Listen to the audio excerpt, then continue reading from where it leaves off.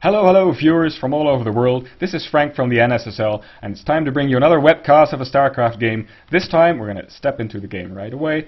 It's the first group result from group number 5. It's between, here we go, the Zerg player Legion in the bottom right corner of Tal'Darim, and on the other side it's Terran player Fububu, both of them spawning on Tal'Darim Altar, the first map for every best of 3 series.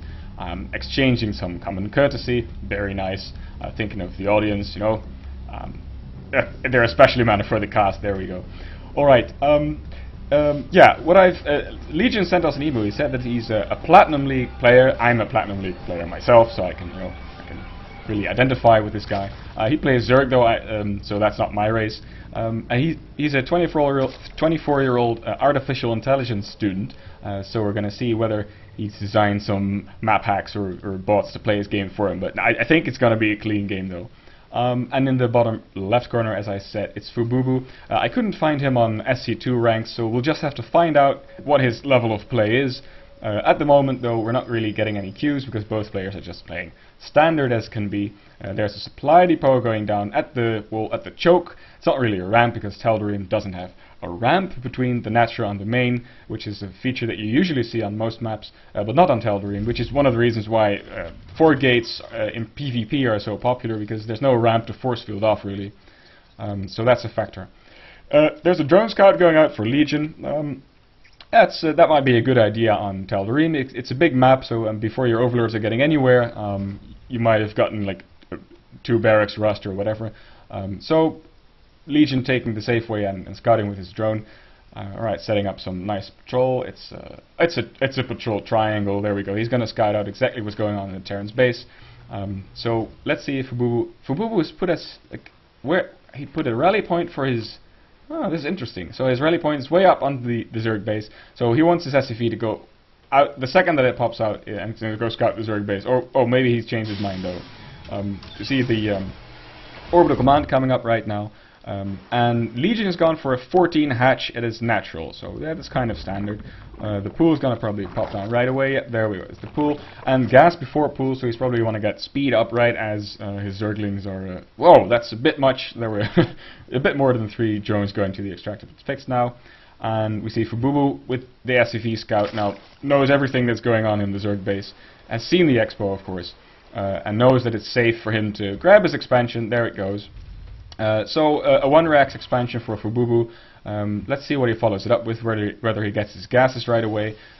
For now he doesn't, or whether he continues to power on and maybe want to get his 3rd quickly, but that's not something that you see very often. Zerg on the other hand, you do see, Zergs do usually take their 3rd pretty quickly, but on this map it's quite hard because there's destructible rocks right here, so they can't just pop it down there.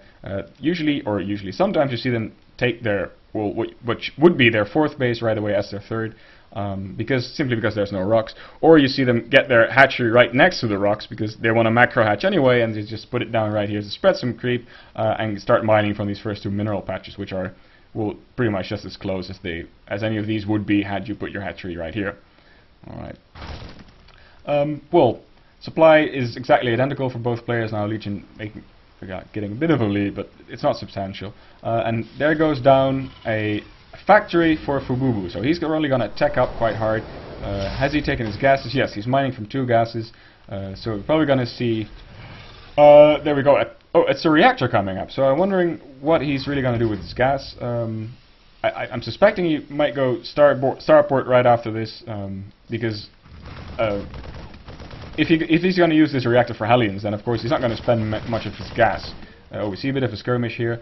Fububu's keeping his minerals, or his SCVs and mules mining from the first 2 mineral patches, so that so that they're in range of the Zerglings if they want to attack the SCVs. There's only 1 Marine in here. Marines in bunkers have a bigger range than Marines out of bunkers, so it's nice. I don't think these Zerglings are going to do much, but of course they get a great scout. And there we see the switch factory going over to the reactor, so we're definitely going to see some Hellions coming out here. I don't expect this is going to be... Right, yeah, there's the starport, so it's not going to be all-out Blue Flame Hellions. But we'll see what Fububu wants to do. There's a tech lab going down on the barracks, so there's a big chance that the tech lab, the factory is going to be, or the starport is going to be put on the tech lab afterwards, and we might see some Banshees. Who knows, we'll have to keep an eye on that. Oh, and there we see the macro hatch by Legion going down next to his destructible rocks. Some Zerglings working on these rocks, but oh, they've got 2,000 or 3,000 hit points actually, so it's and they've got an armor of 3, so these Zerglings are not really getting through anytime soon now. Small contingent of Hellions, it's only 2 moving out across the map. Get some map control, this is always nice. If there's only Zerglings on the field, you can do a lot with your Hellions. Unless, of course, the Zerglings start coming up in big numbers, and when they have speed, of course, speed has finished by now. Yeah, there we go. Hey, there's still... Oh, for a moment there I thought it were 4 drones mining from gas. Some queens there, a layer coming up right now, so Legion is looking to tech up a little bit. We're wondering what he's going to do. He's got an evolution chamber, so... oh well, we see the cloak Banshees coming up actually. Banshees and cloak. So some Hellions putting on a bit of pressure here, Zerglings running away. Oh, actually they're chasing the Hellions. That might not be the best idea for these Zerglings. They might pay with this with their lives, but yeah. You best not. Yeah, don't do that. If you're just 2 Zerglings, don't chase 4 Hellions. Alright, but there we go. There's the Banshee coming up already. Cloak is, well, nearly 2/3 done. Has Legion thrown up any spine or spore crawlers as of yet? No, he hasn't. He has some evolution chambers, 1 and 2 actually. So he can throw some up, and they only take 30 seconds to morph. Morph. But they have Banshees in his base right now. But he does have his layer, so he can morph an Overseer when he wants to.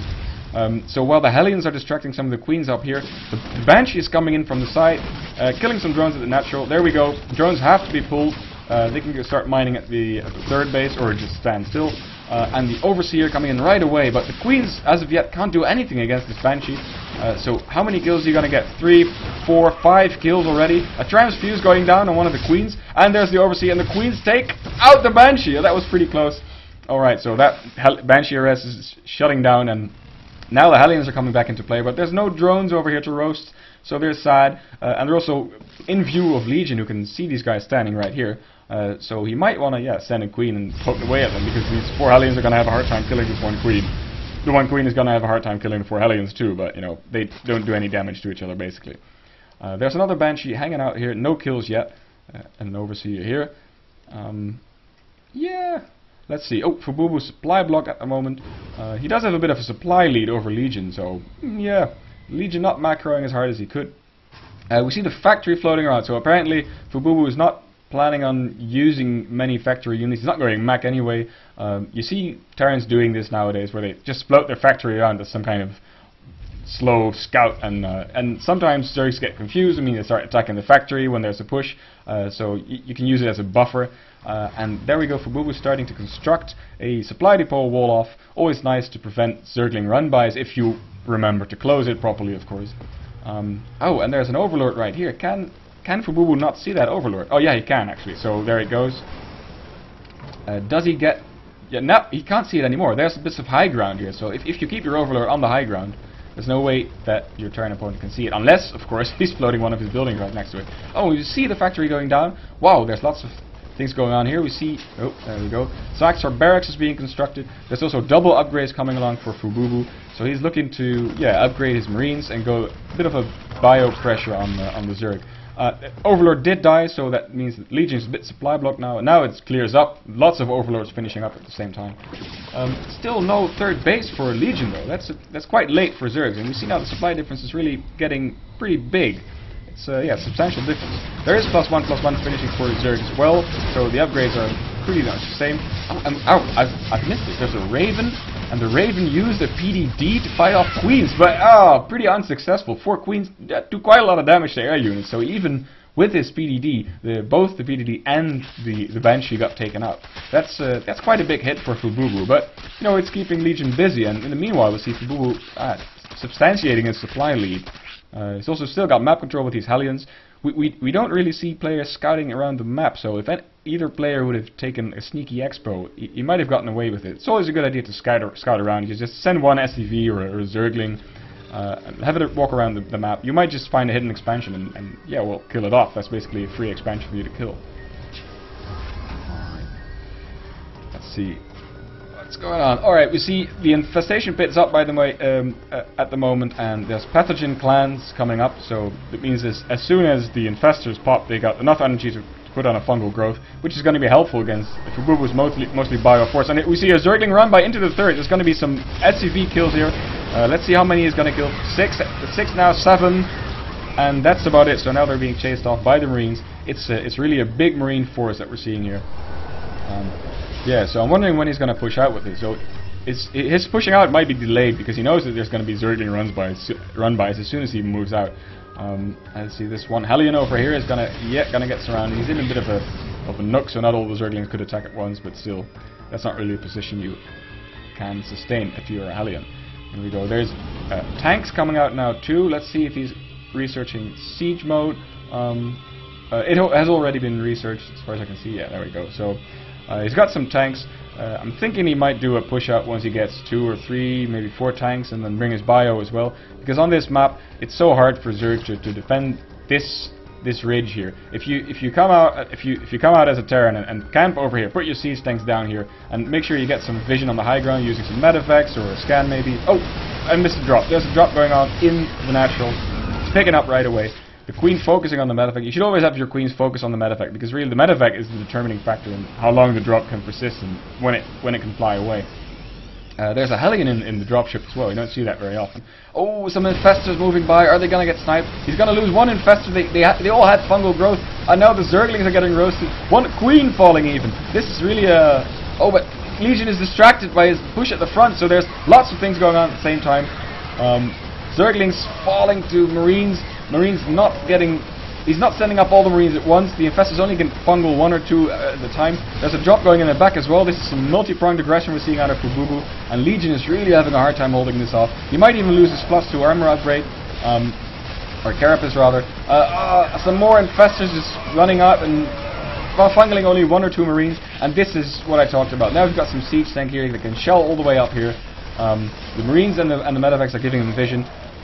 And there we go, there's some more Zerglings popping out, but if we look at the production tab, there's not really much coming out for Legion, just some more Zerglings, and the upgrades for Fububu are getting out of control. There, Legion lost his evolution chamber and his upgrade, and now the tanks are shelling the extractor. This is going to be very hard for Zerg to hold off. There's some infestors moving up, not doing anything, getting shelled by the tanks, so they're all dying without using their energy, and there's GG. Alright, so this is the end for Legion. Game 1 goes to Fububu, and we'll have to see which map Legion chooses to play next on, because it's the best of 3, and the loser of the first map can pick the second one. So we're going into Game 3. I'll see you in a bit. Game 2, sorry, see you in a bit. And don't forget to mention the sponsors, Frank. Say thanks to the sponsors. Visit our sponsor page on nssl.nl. You'll see there some sponsors that really help out the NSSL. Without them, we wouldn't have prizes or couldn't afford to get a venue for the finals. So go up there and thank them. I'll see you in a bit.